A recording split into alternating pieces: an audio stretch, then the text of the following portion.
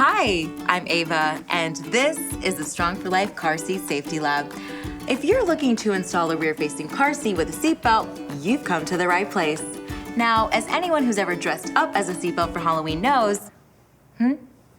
Oh, guess it's only me. Never mind. This video is still a treat. Let's dig in. First up, and you might start sensing a theme here, but you should always read the manual when installing any car seat. Things change. Safety innovations happen all the time, and every car seat is different. Now that that's out of the way, let's install a car seat. You want to start by finding the belt path and threading the seat belt through the car seat. This one is rear-facing only, but next I'll show you the correct belt path for a convertible. Make sure the seat belt isn't twisted, then buckle it. Now for the convertible version. Same process, you just want to find the belt path and thread the seat belt through. And buckle it. Nice.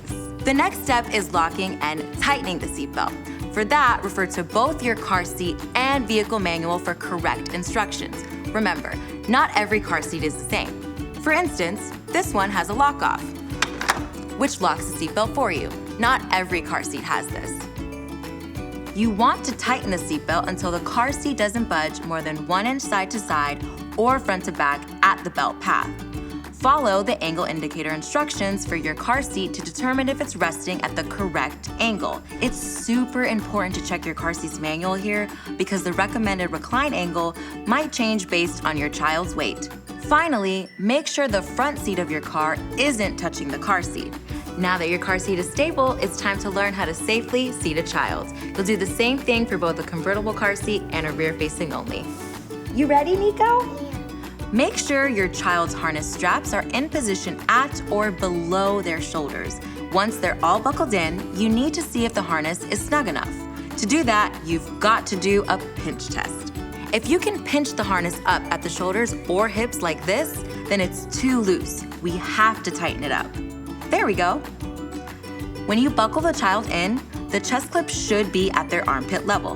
There should be 1 inch between the top of the car seat and the top of the baby's head.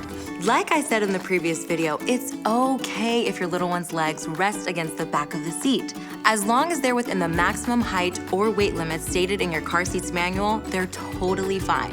Right, buddy? Hi, bud?